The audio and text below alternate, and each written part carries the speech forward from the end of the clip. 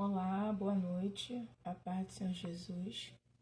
Para mim é muita alegria estar aqui mais uma vez. Hoje foi culto de Santa Ceia, eu estive com os membros da Assembleia de Deus, Palavra e Unção, foi ceia lá, foi um culto maravilhoso. Eu tive algumas reflexões que eu queria dividir com vocês. É aquilo que foi importante para mim, talvez seja importante para você. Claro que no culto de Santa Ceia, muito foi falado sobre o sacrifício de Jesus. E claro, eu sempre fico tentando entrelaçar questões emocionais, né, com aquilo que é posto pela Bíblia. Eu sempre procuro encontrar similaridades, né? E a palavra falada lá entre muitos textos que foram citados acerca da ceia, um texto que me chamou bastante atenção está em Romanos, no capítulo 5, no versículo 1, que diz assim: sendo, pois, justificados, uma emoção, é um estado de emoção. Eu me sinto justificado, né? Eu me sinto exatamente isso. Eu me sinto sem culpa, eu me sinto justificado, eu me sinto justo, eu me sinto com a consciência tranquila, né? Um outro estado emocional nesse versículo é a fé, né? E aqui eu não quero falar da fé como um dom, né? De ver aquilo que, de ver no espiritual aquilo que o meu olho material não consegue enxergar, né? Eu queria colocar aqui fé no sentido de não ter dúvida, né? Um outro ponto deste mesmo versículo, ele diz assim: sendo, pois, justificados pela fé, temos, aí eu tenho um outro estado emocional que é de paz, e é paz com Deus, né? Então, se você tem paz com um ser que é onisciente, onipresente, onipotente, que sabe, que te conhece por dentro e por fora, né? Essa singularidade da existência de Deus que está em todos os lugares e sabe de tudo, se você tem paz nesse ambiente que é onipresente, que é Deus, com certeza você experimenta a paz plena. Na verdade, eu posso, por exemplo, sentir paz na minha casa e não sentir no meu trabalho. Eu posso, por exemplo, sentir paz no meu trabalho e não sentir na minha casa.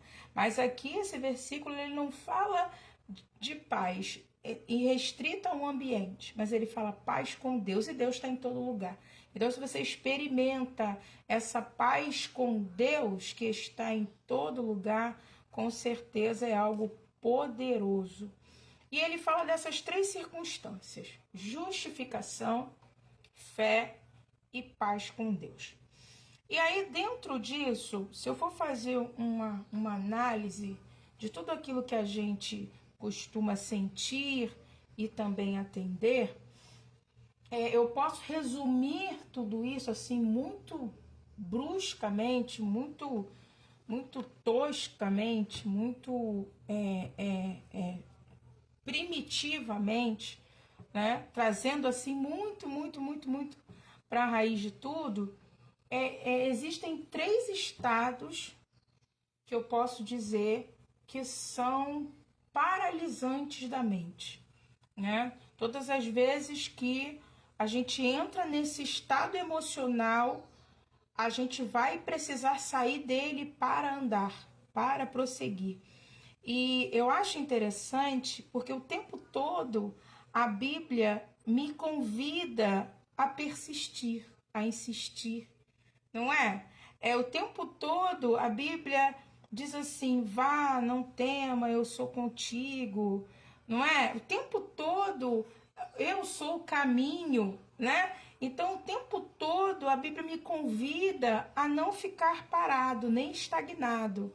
Eu acho interessante um versículo se eu não me engano, em Coríntios, que diz assim, que nossa é a vitória, e assim, e Romanos diz assim, que andemos em novidade de vida, né? Ou seja, o tempo todo eu estou indo para algum lugar, o tempo todo eu estou me melhorando, o tempo todo eu estou refletindo, o tempo todo eu estou indo de glória em glória e de fé em fé, o tempo todo eu estou subindo ali no patamar do autoconhecimento, na melhora das minhas relações, da melhora dessa relação comigo mesma, com o outro, não é? Eu acho muito interessante porque a Bíblia em nenhum momento me dá subterfúgio, me dá base para que eu estagne, né? Quando ele fala, Jesus morreu, um outro versículo que foi citado lá,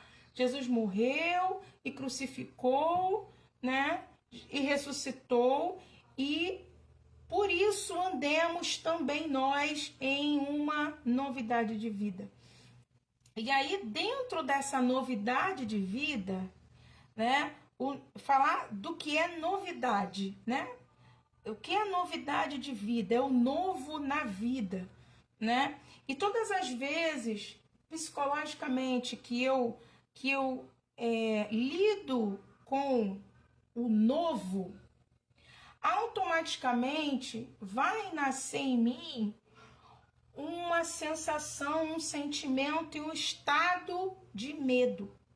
Todas as vezes que eu me coloco numa situação de novo, eu vou na minha primeira aula, eu vou no meu primeiro emprego, eu vou executar uma função que eu nunca executei, eu vou me mudar de casa, eu vou entrar num curso, tudo aquilo que eu vou buscar um fruto diferente, eu vou buscar uma face diferente, eu vou buscar um ministério diferente.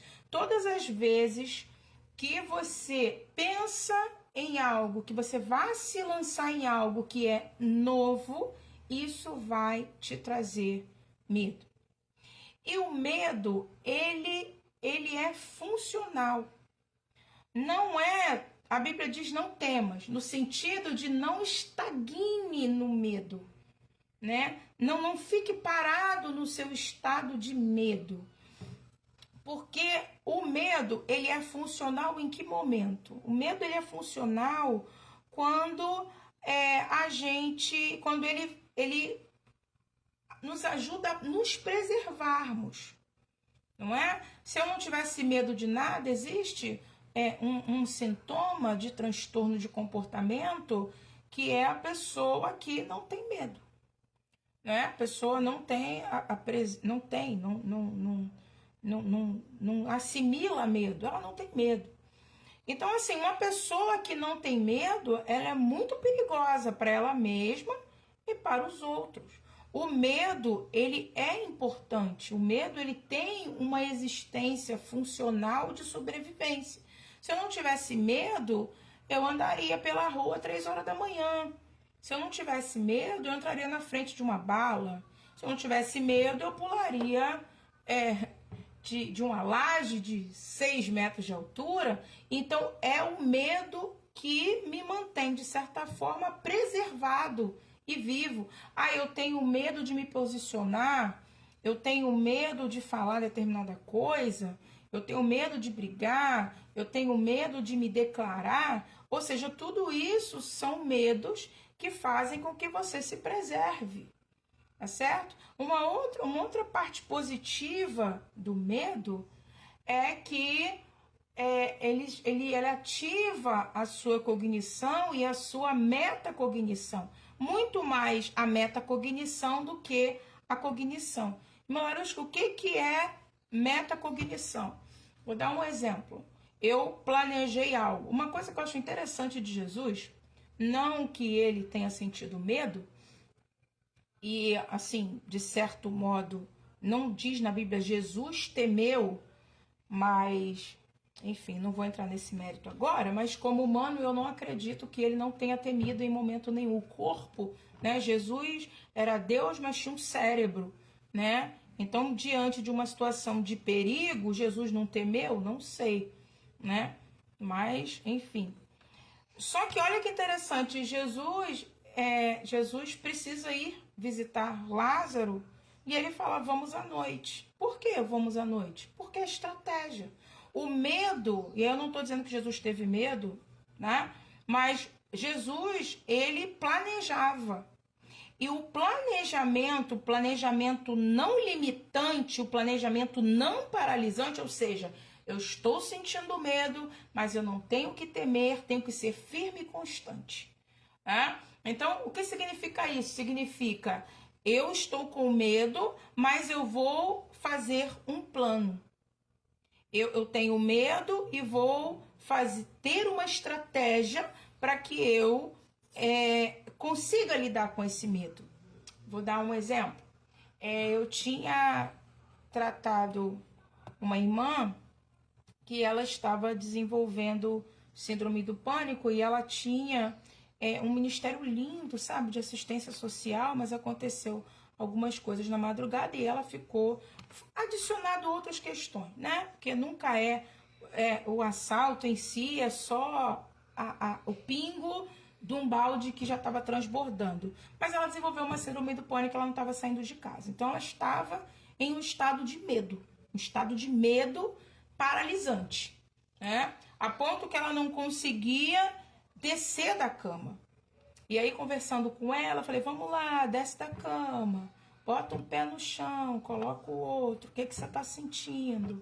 Eu já tinha na minha mente uma estratégia, um passo a passo que eu ia seguindo com ela.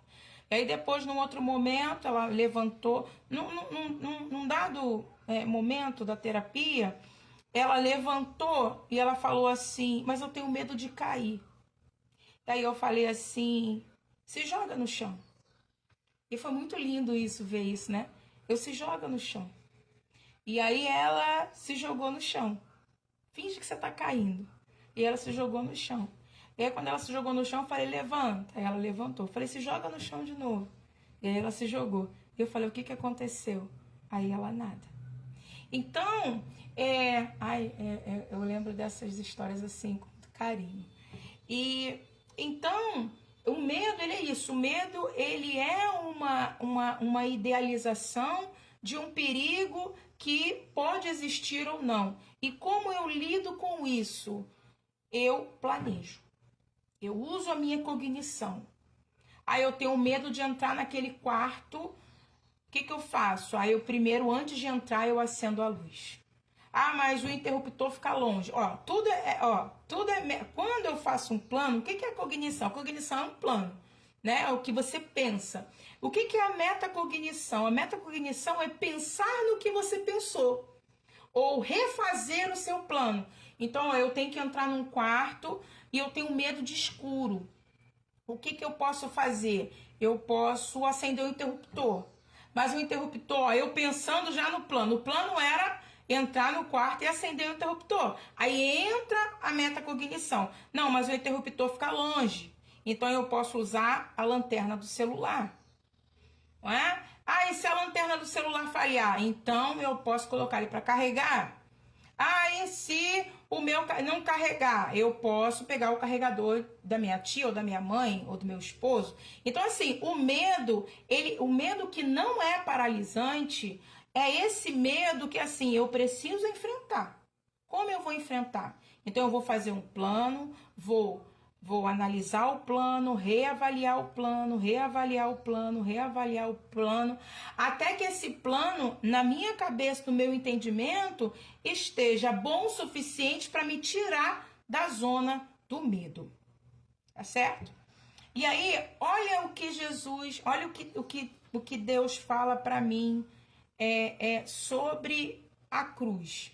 Né? Ele diz assim, olha, a cruz ela é algo que precisa... É algo que me leva a ter uma novidade de vida. E aquilo que é novo me dá medo. Mas eu quero chegar lá. Tenho medo, mas eu quero fazer. Eu tenho medo, mas eu preciso fazer. Eu tenho medo, mas eu não sei como fazer. Só que perceba que a cruz, ela precisa o tempo todo me tirar do conforto do medo. Ah, eu tenho medo, então eu tenho medo. Eu tenho medo. E o engraçado é que o medo, ele é antagônico à paz. Você consegue ter paz e ter medo ao mesmo tempo? Claro que não. E olha o que Paulo diz: mediante a cruz eu tenho paz com Deus. Paz com Deus como? Vivendo em novidade de vida. Vivendo em novidade de vida como? Entendendo quais são os meus erros e planejando para que eu enfrente esses medos, né? Planejando para que eu execute aquilo que o Senhor coloca no meu coração como prioridade para minha vida material, espiritual, emocional e por aí vai. Então a cruz, ela tem esse poder, tipo, não tenha medo, tenha paz, planeja, avalia o teu planejamento e executa, né? Eu acho interessante que tem um versículo de Salmos que Davi diz o seguinte: nos meus momentos de aflição, o Senhor me deu consolo e o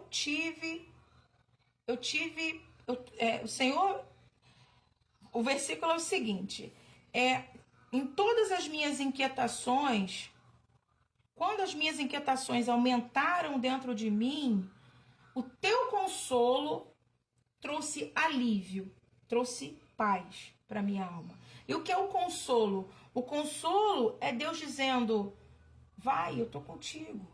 Vai, vamos lá, pensa comigo, executa, planeja, vê o planejamento, executa. Eu sou com você, eu tô aqui, eu tô do seu lado, eu sou seu braço forte, eu sou sua retaguarda, não é? Eu sou o que está à frente e o que está atrás. Eu sou a sua direita e a sua esquerda. Então vai, né? E é muito interessante porque ele diz: seja firme e constante. Então, assim, não é para você pensar numa novidade de vida. Eu não sei o que Deus está colocando no seu coração, mas não é pensar em executar uma novidade de vida, um desafio para sua alma, para o seu espírito, para o seu corpo, para sua mente, para você, e o medo te fazer voltar. Não é isso. Ele fala: olha, se você der um passo em direção a vencer esse medo, seja firme. Pum! Eu vou vencer o medo. Eu não sei como, mas eu vou vencer. Seja firme e seja constante. Qual é o próximo passo? Não tá bom esse plano? Executa. Não tá bom esse plano? Planeja outro. Não tá bom esse? Planeja outro. Não tá bom esse? Planeja outro. Bom, pensei em tudo que era positivo e negativo. Agora vou começar a executar. Deu errado? Executa de novo. Deu errado? Volta, vê o que tá errado, replaneja, usa sua metacognição e volta e tenta de novo. Jesus, Paulo, Deus, ele sempre me ensina a ser firme e constante. Inclusive na busca da paz com Deus. Olha que legal. E a cruz diz que eu posso ter paz com Deus, né? É interessante que a gente não consegue buscar aquilo que a gente não tem ideia que exista, né? Para eu poder me direcionar a uma padaria, eu preciso ter na minha cabeça que aquela padaria existe e onde ela está, ou se é possível procurar, né? E a cruz, ela me traz esse ponto de chegada. É possível ter paz com Deus, livre ou me libertando gradativamente dos medos que me paralisam, tá certo? Um outro ponto importante nesse versículo, né, que foi um culto de Santa Ceia que eu gostei muito. Nossa, como eu fiquei... Jesus é a mensagem que mexe muito com a gente. O segundo ponto, que eu estou vindo de trás para frente, não sei se vocês perceberam, é a fé. E aqui, irmãos, eu não quero falar da fé porque fica muito difícil, né? Porque se a fé é um dom dado por Deus, de uma capacidade de perceber o mundo espiritual em detrimento do real, como que eu explico isso, né? A fé é fé, não dá para explicar. Mas eu queria aqui falar no sentido da fé antagônica à dúvida, né? Então ele diz o seguinte, que nós somos justificados pela fé. né? E aqui, como eu disse, eu não quero falar da fé que é dom, quero falar da fé da certeza, né? Eu sei quem eu sou, eu sei quem Deus é na minha vida, eu sei quem eu sou na minha família, que certezas eu tenho, né? Para onde Deus teve algo que a pastora falou lá hoje, que falou assim, Deus tem um plano para você e você precisa ter ciência dele, né? E a felicidade, a vida com Deus está em seguir os planos. Eu gosto muito porque Efésios diz o seguinte, somos feituras suas, criadas em Cristo, para boas obras as quais Deus preparou antes. Então, é um negócio meio, né? Dar pano para manga aí, seus teólogos aí, né? Que é predestinação, então eu não entro nesse mérito não, que eu tenho cacife para isso não. Mas a verdade é que Paulo deixa claro que existem boas obras que Deus preparou antes para que executemos, né? Isso a gente pode afirmar. Então, assim, nesse sentido, eu sei para onde eu estou indo, eu sei minha missão, eu sei o meu papel no reino de Deus, né? Eu sei para onde Deus está me levando, eu sei o que Deus está trabalhando. E assim, antes de toda certeza, olha que legal, né? Irmã, tem um versículo, eu até comentei no status do irmão hoje, né? Questiona ou adoro, questiono ou adoro, eu digo questiono. Por quê? Porque antes de toda certeza, existe a dúvida. Eu não tenho certezas reais se eu não questiono. Inclusive, a mente crítica, né? As mentes mais inteligentes são mentes críticas. E por incrível que pareça, as mentes críticas são as mentes mais inteligentes e que, por sua vez, quando determinam em fazer algo, estão muito certos do que estão fazendo, porque tiveram resposta. É verdade que olha o que Romanos diz, justificado pela certeza do que a cruz fez por mim. Eu não sei o que a cruz fez por mim. Pergunte, né? Pergunte, questione, busque, estude. Não é pra gente ficar na dúvida, porque a dúvida ela tira a confiança. A dúvida ela mina a fé. Estava conversando com o irmão esses dias, eu falei, nossa, tem 3 coisas que vou falar, que o inferno quer fazer nas nossas vidas, né? Primeiro, ela quer te colocar dúvida. Porque a dúvida, ela é tanto quanto o medo que te prende, a dúvida, ela também te prende. A dúvida é como se fosse uma construção aonde não tem, você não sabe onde está a coluna. Como é que você constrói uma casa, você não sabe onde está a coluna? Né? Então, assim, o medo, ele paralisa. E agora? Vou construir o muro onde? Vou fazer o quê? Vou para onde? Então, o conjunto de dúvidas, né? Ele faz com que você não tenha poder de decisão. Então, é necessário, a dúvida ela é importante, ela faz parte de uma mente pensante, só que você não pode deixar a sua mente lá na dúvida. Você precisa buscar as certezas. Você precisa buscar aquilo que faz sentido. Você precisa buscar os seus valores. Você precisa buscar a sua forma de ser, de existir, de pensar. Você precisa buscar os seus domínios. Você precisa delimitar isso, né? Ter certeza. E ser honesto, eu acho, né? Porque não adianta você dizer para sua mente que você tem certeza de algo que na verdade você não tem. Então, assim, o que preciso fazer? Preciso colocar a lã no sereno? O que eu preciso fazer?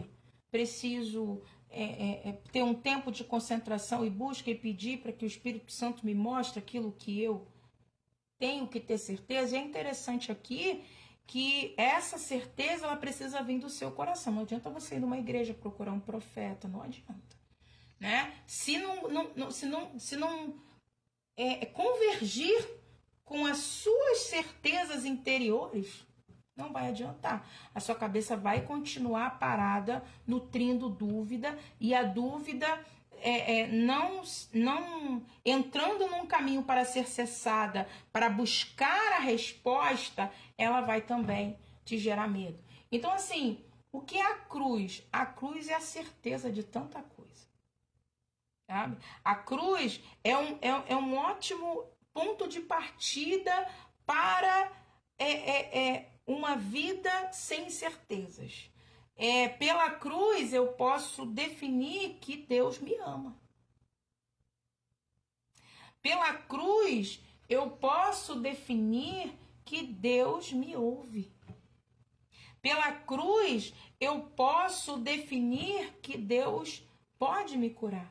Pela cruz eu posso definir que existe um lugar de paz com Deus. Então, dentro dessas certezas, e se existe algum ponto dessa situação que você não tenha certeza, não psicologicamente, psicanaliticamente falando, mas espiritualmente falando, tenha uma vida com Deus para que você tenha essa certeza. Não é?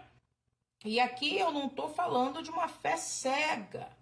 Eu estou falando de uma fé racional, de uma fé consciente, de uma fé construída em uma vida de palavra e oração, uma vida de conhecimento, tá certo? Então, bom, a cruz, ela me dá uma ideia de paz com Deus e ela me mostra que é possível viver sem medo ante as novidades de vida que o Espírito Santo me propõe.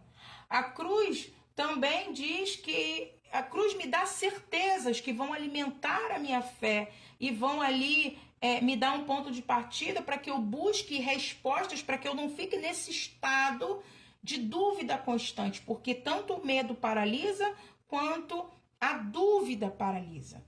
Tá? E aí a gente está indo de trás para frente, e aí por fim um último estado é os justificados. Tá? E aí eu queria falar sobre a justificação mediante a cruz de uma perspectiva psicanalítica, ou de uma perspectiva emocional.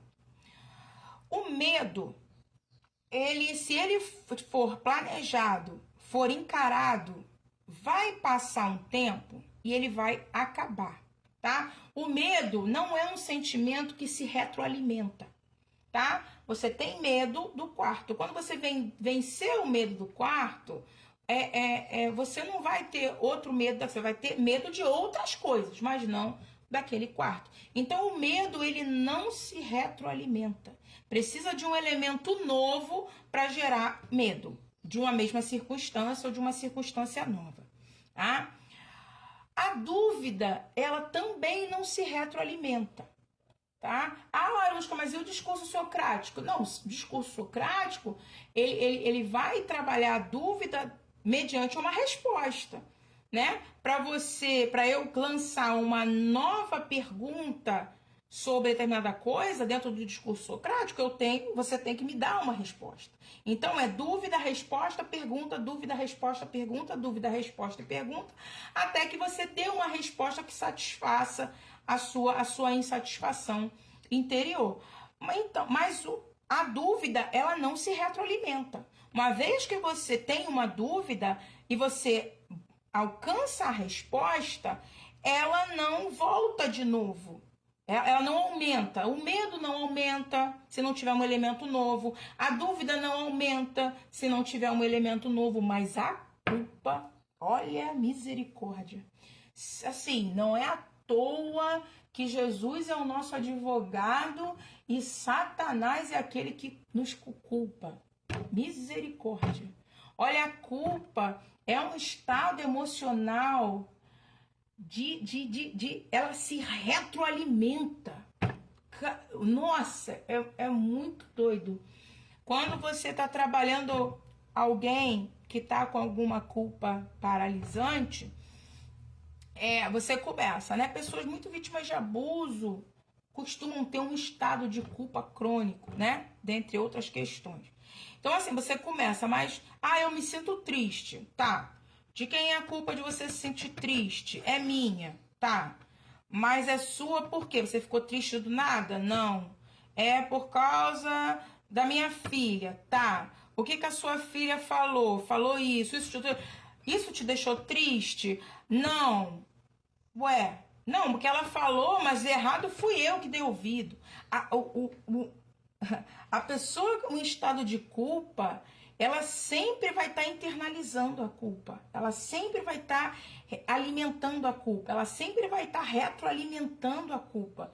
E interessante que a culpa, quando você resolve um problema, não, eu me sinto fraca e por isso me culpo, né? E aí você pensa, tá, vamos entender essa fraqueza e tal. Você já teve resposta? Você já viu que a culpa não é sua porque você não foi fraca, foi a sua idade, foi um trauma, foi a família. Não, mas, sabe?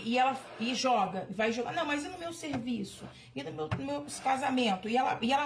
A mente envolta em culpa, ela vai jogando a culpa e retroalimentando. E assim, isso num estado de terapia, onde você está tentando manejar essa culpa. Se essa pessoa não tem esse momento terapêutico, ela vai só consolidando, ela vai só ratificando essa culpa dentro dela. Isso vai aumentando e aumentando e aumentando até a gente culminar aí em transtornos mentais.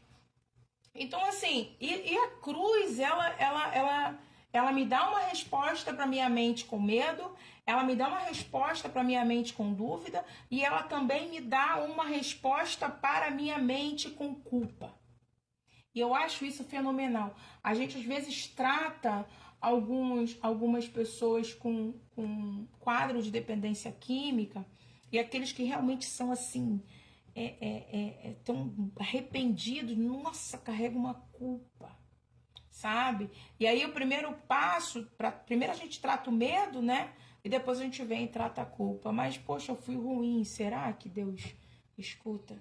Eu sou ruim. Eu falei, cara, Jesus levou sobre si todas as suas culpas. Começa, porque quando você está num estado de culpa, não sei se você já se sentiu culpado por algo, mas o tempo todo a mente, engraçado que o medo paralisa, né? A dúvida paralisa, mas o medo ele te arrasta para trás.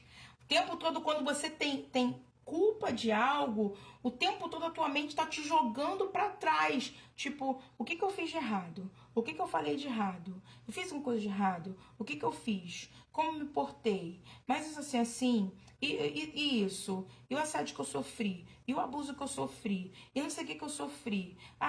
Eu sou péssima mãe. Eu não sei o que, eu sou péssimo pai. O tempo todo você tá voltando na sua história para buscar a sua culpa. E aí, não é nem um estado paralisante, é um estado de retrocesso. E aí, a cruz, ela resolve isso.